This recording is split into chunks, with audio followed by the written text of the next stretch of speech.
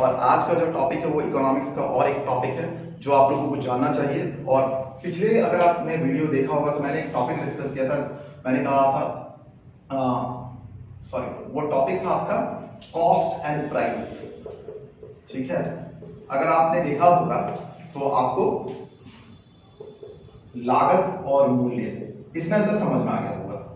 ठीक है, ये बहुत मैंने अच्छे से बताया अपने प्रीवियस वीडियो में। अगर आप किन्हीं का छूट गया है तो आप जाकर YouTube चैनल पे मेरे आप देख सकते हो, जिसमें आपको पता चलेगा कि कॉस्ट और प्राइस में क्या अंतर है। ठीक है, मैंने आपको ये भी बताया था कि कॉस्ट जो था वो दो तरह का होता था, एक होता है फैक्टर कॉस्ट और दूसरा होता है मार्केट कॉस्ट। ठीक है, समझ में आ रहा है? ये मैं बता चुका हूं, राइट। और उसके बाद आप देखोगे जब इस क्या फैक्टर कॉस्ट में क्या होता है, लागत। लागत मतलब जो आपका कॉस्टिंग लग रहा है, मान लीजिए ये एक प्रोडक्ट है तो इसकी लागत, इसके बनने में जो लागत कौन क्या हो सकता है। लागत अगर मान लो करोगे तो लागत का मतलब होता है कि इसके बनने के लिए जो जो कारक है, जो जो फैक्टर है, समझ में आ रहा है, कारक लागत जिसको हम बोलते हैं आपका। ठीक है, इसको हम क्या बोलते हैं, कारक। इसके जो जो कारक क्या क्या हो सकते हैं इसको बनाने में। इसके कारक हो सकते हैं मजदूर, इसके कारक हो सकते हैं रेंट, इसके कारक हो सकते हैं अगर इलेक्ट्रिसिटी बिल अगर उन्होंने कहीं पर रेंट में फैक्ट्री बैठाई होगी तो इसके कारक हो सकते हैं इसका रॉ मटेरियल। तो ये सारी पे जो खर्च होगा वो चीजें कहलाती हैं क्या, कारक लागत। और कारक लागत जब फैक्टर कॉस्ट में, मार्केट कॉस्ट क्या होता है, जब फैक्टर कॉस्ट में आप क्या ऐड कर देते हो, फैक्टर कॉस्ट में आप इनडायरेक्ट टैक्स ऐड कर देते हो। ठीक है, क्या ऐड कर देते हो, इनडायरेक्ट टैक्स, अप्रत्यक्ष कर। ठीक है, तो ये आपका क्या होता है, मार्केट कॉस्ट आ जाता है। समझ में आ रहा है? यानी आपका जो मार्केट कॉस्ट है, अब फिर लास्ट में ये क्या होता है, ये तो हो गया। अब यहां से ये चला जाता है प्राइस में। तो प्राइस, जिसका प्राइस को आप एमआरपी भी बोलते हो। ठीक है, मैक्स क्या होता है, मैक्सिमम रिटेल प्राइस। अब मैक्सिमम रिटेल प्राइस क्या होता है, तो जब आपने क्या किया, मार्केट कॉस्ट को क्या जोड़ दिया उसमें, प्रॉफिट किसका, दुकानदार का। ठीक है, जो आपसे माल उठा रहे उनका प्रॉफिट, दुकान बिना प्रॉफिट के दुकानदार बेचेगा नहीं। तो टिल आपका जो दुकानदार था उसका जब प्रॉफिट पूरा हो गया, चाहे वो होलसेलर का प्रॉफिट हो चाहे रिटेलर का प्रॉफिट हो, उस पूरे प्रॉफिट को जोड़ दिया जाता है जब आपके किस पे, मार्केट कॉस्ट पे। और मार्केट कॉस्ट क्या है, तो मार्केट कॉस्ट है फैक्टर कॉस्ट प्लस उसमें क्या जोड़ा हुआ था, इनडायरेक्ट टैक्स यानी अप्रत्यक्ष कर। ठीक है, और यानी इन दोनों में क्या जोड़ देना है, इन दोनों में क्या जोड़ रहे हैं, प्रॉफिट मतलब लाभ। तो ये आपका हो गया अंतर। समझ में आ रहा है? अब जहां तक प्राइस की बात है तो प्राइस भी दो लेवल पे, आप इकोनॉमी देखोगे तो प्राइस भी दो लेवल पे डिस्कस किया जाता है। यानी क्या क्या प्राइस पे डिस्कस किया जाता है, तो आपने वर्ड सुना होगा, एक है करंट प्राइस और दूसरा है कांस्टेंट प्राइस। ठीक है, एक है करंट प्राइस और दूसरा है कांस्टेंट प्राइस। ठीक है, एक है करंट प्राइस, दूसरा है कांस्टेंट प्राइस। तो ये चीज हम लोग सुनते हैं। चलिए हम लोग दोनों को अलग अलग देखते हैं। ठीक है, पहले देखते हैं हम लोग क्या अंतर है दोनों में, करंट प्राइस और कांस्टेंट प्राइस में। तो हम पहले देखते हैं करंट प्राइस। ठीक है, करंट प्राइस को क्या बोला जाता है, चालू प्राइस। ठीक है, चालू मूल्य। ठीक है, प्राइस को मूल्य बोला जाता है और ये करंट चालू मूल्य। और है दूसरा कांस्टेंट। तो अंतर पहले समझिए, इन दोनों को एक साथ है। कांस्टेंट का मतलब हो गया या करंट का मतलब हो गया कि अभी, करंट का मतलब क्या होगा, करंट का मतलब अभी का मूल्य। होता क्या है इकोनॉमी में, मान लीजिए जब आप किसी मार्केट का हम लोग इवैल्यूएशन करते हैं, किसी मार्केट में किसी प्रोडक्ट का जब हम लोग इकोनॉमी में इवैल्यूएशन करते हैं तो उसको दो तरीके से इवैल्यूएशन किया जाता है उसके प्राइस को। पहला कि अभी वर्तमान में करंट में वो उसका क्या प्राइस है, और दूसरा जो इवैल्यूएशन होता है वो होता है कांस्टेंट प्राइस। मतलब कांस्टेंट प्राइस मतलब होता है एक पर्टिकुलर, हम लोग क्या करते हैं, इसको हम लोग फिक्स मानते हैं। एक ईयर को हम लोग फिक्स मान लेते हैं और देखते हैं कि उस ईयर में उस प्रोडक्ट का कितना प्राइस था। ठीक है, पहले ये कांस्टेंट प्राइस था 2004-05 माना जाता था, लेकिन अभी ये माना गया है 2011-12। ठीक है, अब ये चेंज हो चुका है 4-5।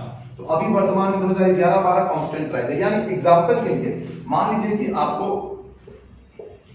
चीनी का जो है वो मूल्य निकालना है। ठीक है, तो सरकार क्या करती है, चीनी का मूल्य अगर हमको देखते हैं तो सरकार जब एज इकोनॉमिक्स उसको क्या होता है, तौलती है इसका मूल्य, तो दो तरीके से कंपेयर करती है। एक करंट प्राइस पे करेगी और एक कांस्टेंट प्राइस पे करेगी। करंट प्राइस करने का मतलब है वो क्या करती है कि मान लीजिए अभी उसको 2024 का प्राइस निकालना है। क्लियर है कि 24 में मार्केट में इसका क्या प्राइस होगा, क्या वैल्यू होगा, यानी इसका अब इसको कंपैरिजन कैसे करना है सरकार, तो सरकार क्या करेगी 2024 से लेकर, अगर करंट प्राइस में करना है तो ये 2024 से लेकर प्रीवियस ईयर, ठीक है, कहां तक 11 बार जो कांस्टेंट प्राइस है, तो यहाँ के हर एक प्रीवियस ईयर, तो जब ये क्या करेगी, अभी हम लोग क्या चल रहा है हमारा 24-25 चल रहा है, तो ये 2023-24 में भी कंपेयर करेगी कि अभी मान लीजिए ये 400 रुपए या 4000 रुपए क्विंटल, थोड़ी देर के लिए मानता हूँ, ठीक है, एग्जांपल के लिए है 4000 क्विंटल, प्राइस नहीं बता रहा हूँ एग्जैक्ट, ये एग्जांपल है 4000, तो ये 4000 क्विंटल का देखेगी कि ये मार्केट जो था 2023-24 में कितना था, फिर उसके प्रीवियस में भी जाएगी, देखेगी 22-23 में कितना था, और उसके प्रीवियस में भी जाएगी 2021, इस तरह से करते करते कहां तक आएगी 2011-12 तक आएगी पूरा, जब तक कांस्टेंट प्राइस जहां तक दिया हुआ है, और हर एक साल से कंपेयर करेगी और एक लिस्ट बनाएगी कि हाँ इतने मेरा 2024-25 में इतना था, तो 23-24 में इतना था, 22-23 में इतना था, ठीक है, फिर 21-22 में इतना था, इस तरह से हर ईयर बनाते जाएगी वो 23-24, 22-23, 21-22, 20-21, इस तरह से वो कंपेयर करके बनाते जाएगी और देखेगी कि भाई कितना मुद्रास्फीति हुई, कितना इन्फ्लेशन हुआ, इसमें कितनी बढ़ोतरी हुई और कितनी घटोतरी हुई, मतलब मैक्सिमम तो चीजें बढ़ी हैं या किसी का चीजें बीच में इन्फ्लेक्शन कितना किया, कहां पर रेट बढ़ा है, कहां पर रेट घटा, उसके ग्राफ बनाती है, राइट, उससे वो इकोनॉमिक के रूप में इस तरह हर एक प्रोडक्ट को वो क्या करती है सरकार करंट बेस पर निकालती है। उसी तरह उसी प्रोडक्ट का, जैसे एग्जांपल के लिए चीनी पे तो करंट का आपको समझ में आ गया, अब कांस्टेंट में निकालना है 2000 हमको 24-25 का, तो क्या करेगी वो सिंपल 2011-12 जो मेरा कांस्टेंट प्राइस है सीधे कंपेयर करेगी, वो पीछे के चीजों से कंपेयर नहीं करती है हर ईयर में। इसमें क्या करेंगे 2011 में कितना प्राइस था, इसका 2011 में 3000 रुपीस पर क्विंटल था मान लीजिए, और अभी कितना है 4000 पर क्विंटल, तो अभी जो इसमें कितनी की बढ़ोतरी हुई, तो 1000 रुपए इंक्रीज हुआ, इसका मतलब जो अभी का इन्फ्लेशन रेट है उसके हिसाब से इसमें कितनी बढ़ोतरी हुई। तो इस तरह से आप देखोगे कि जब सरकार क्या करती है, इन्फ्लेशन एक वर्ड है, आप इन्फ्लेशन का मतलब हो गया मुद्रास्फीति, मतलब महंगाई, सीधा सीधा आप समझ लो, ठीक है, इसको हम लोग क्या बोलते हैं मुद्रास्फीति बोलते हैं, या इसको आप क्या बोलते हो महंगाई भी कह सकते हो, राइट, इसको आप क्या कह सकते हो महंगाई भी कर सकते हो। तो इन्फ्लेशन आपको क्या समझ में आया कि हमारा जो महंगाई, ये देखते हैं कि हमारी जो महंगाई है, इन्फ्लेशन जो है, हमारी जो मुद्रास्फीति वो कितनी बढ़ी, तो उसके लिए वो क्या होगा, इसमें अपने हिसाब से ग्राफ बनाएगी, हर प्रीवियस ईयर से कंपेयर करके, कहीं पर जाएगा, कहीं पर नीचे जाएगा, कहीं ऊपर जाएगा, कहीं ग्राफ बढ़ेगा, इस तरह से वो अपना ग्राफ बनाकर देखती है मतलब इन्फ्लेटरी मोड कितना चल रहा है, मेरी जो महंगाई है, मेरी जो मुद्रास्फीति वो क्या है, ठीक है। मैं मुद्रास्फीति को भी थोड़ा सा डिस्कस कर दूंगा अभी, और उसमें क्या होता है कांस्टेंट वाले में क्या होता है, सीधे कांस्टेंट जो मेरा ईयर है उससे वो क्या करती कंपेयर करती 2011-12 में कितना था और अभी कितना है, सिर्फ बाकी चीजों से कोई मतलब नहीं, तो सिर्फ इन 2 इयर्स में कांस्टेंट में कंपेयर करती। क्लियर हो गया, तो ये होता है आपका कंपैरिजन होता है हर साल, मुद्रास्फीति महंगाई को नापने का एक तरीका है, साथ में मार्केट में क्या इन्फ्लेशन हुआ है, क्या फ्लक्चुएशन हुआ है, मार्केट में हमारे जो प्रोडक्ट्स है ओवरऑल उसमें क्या चेंजेस हुए हैं, उसको सरकार क्या करती है 2 मूल्यों पर निर्धारित करती है, उसके प्राइस 2 मूल्यों पर उसका मापन करती है, ठीक है, समझ में आ गया। तो एक आप समझ में आ गया करंट क्या था, तो करंट प्राइस में क्या होता है, करंट प्राइस में हर प्रीवियस ईयर को क्या होता है टटोला जाता है और उसका एक ग्राफ बनाया जाता है, क्लियर है।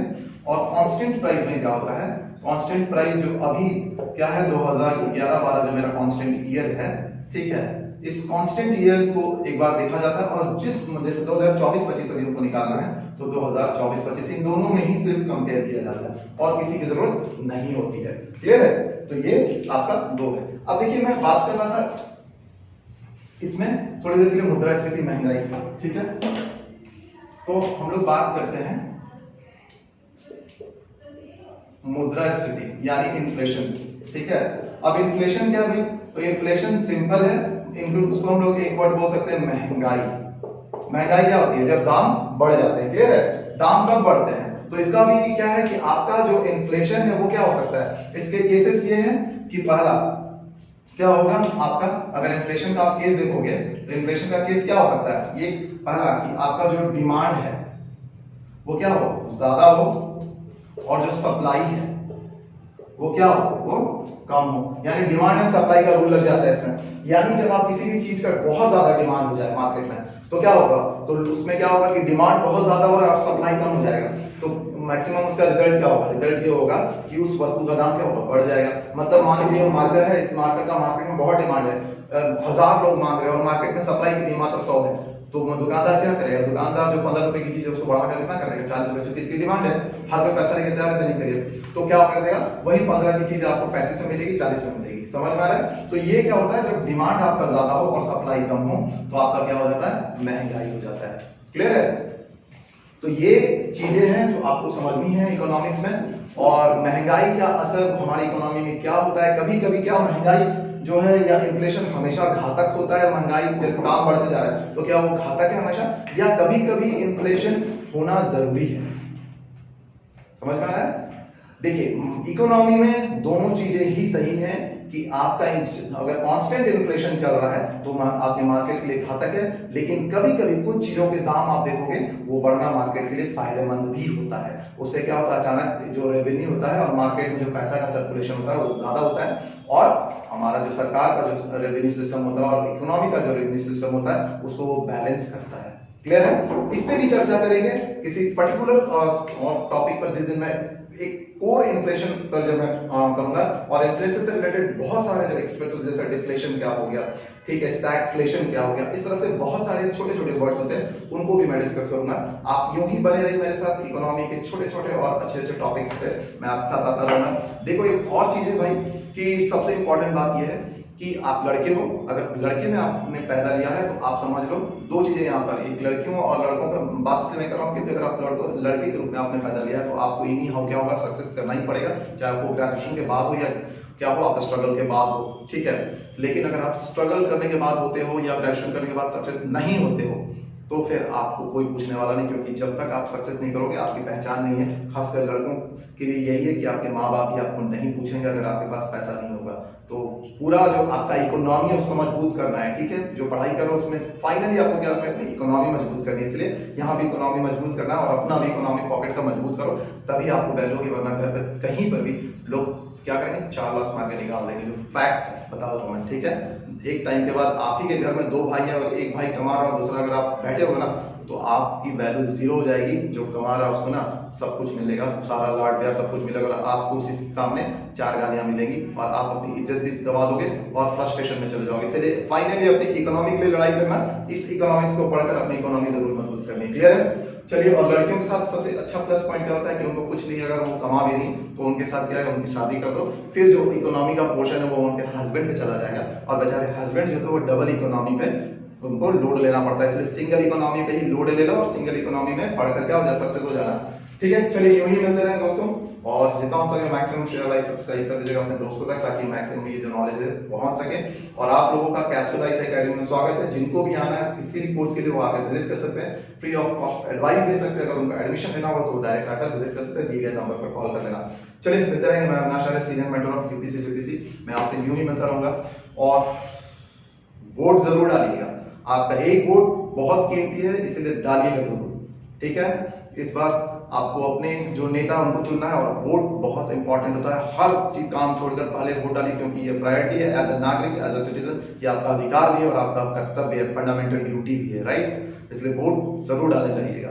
क्लियर है? चलिए, वोट के लिए मैं अलग से वीडियो बना कराऊंगा। जय हिंद, वंदे मातरम।